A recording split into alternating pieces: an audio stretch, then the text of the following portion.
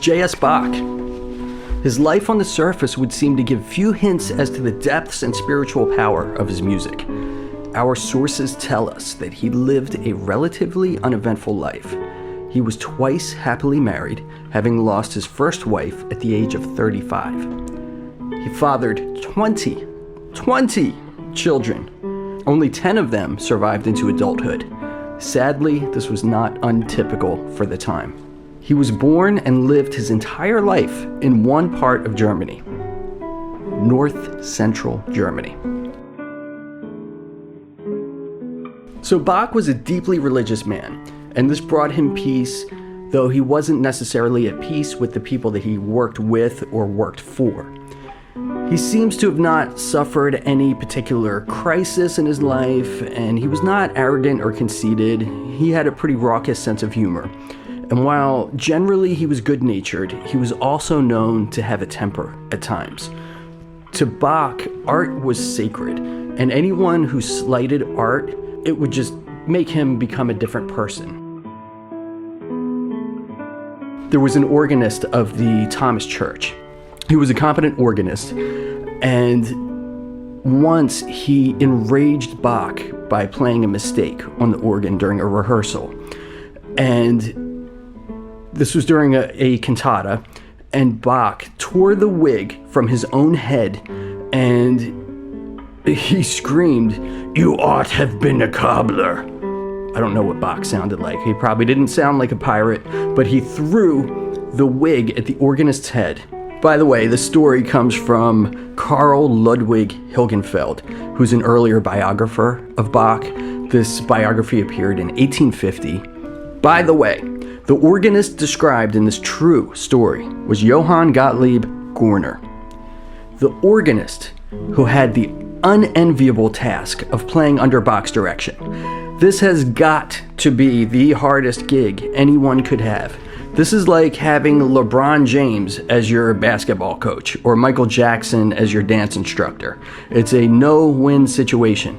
If you're cooking dinner for Gordon Ramsay every night, you can't aspire to the level they've already achieved, and you can't possibly outdo their own expectations for themselves. So you're doomed for abuse and for a certain degree of failure. In his lifetime, Bach was much more highly regarded as a performer than as a composer.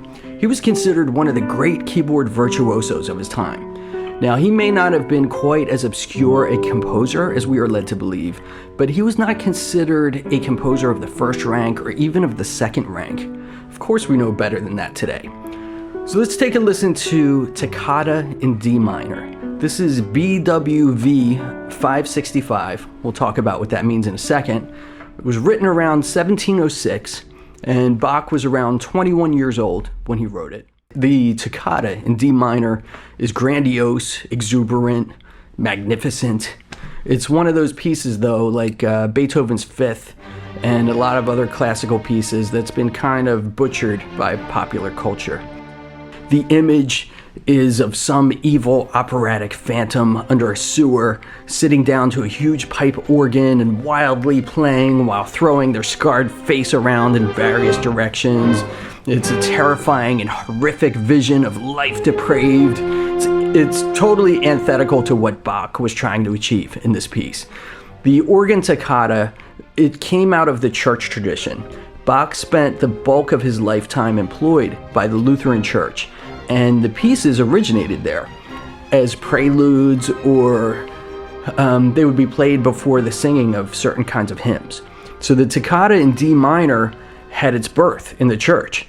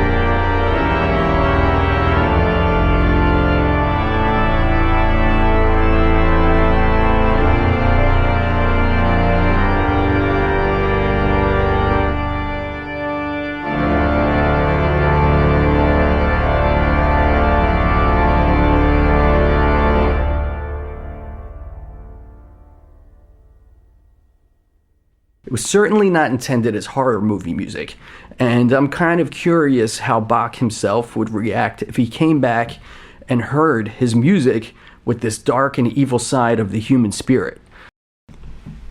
I think he'd be annoyed with us, and I think he would tear the wig off of his head and throw it at the organist. Bach was a synthesist of styles. He would bring together a wide range of musical styles, and in the toccata, he's bringing in German seriousness, Lutheran spirituality, and Italian musical style. So what is BWV? Basically, it stands for Bach Work Catalog. Unfortunately, classical composers were not good at keeping track of their own pieces. Bach wrote music for occasions. He wrote a piece of music for today, he wrote a piece of music for tomorrow. Sometimes he stole from himself, sometimes he didn't. Often, though, these pieces were lost because they just simply weren't cared for. Bach wrote for occasion, he didn't write for fame. So it took many, many years before the catalogers would sit down and actually try to make some sense of Bach's work. Let's sample the famous air on the G string from the orchestral suite in D. This dates from sometime in 1729 and 1731 and reflects Bach at his simple and lyrical best.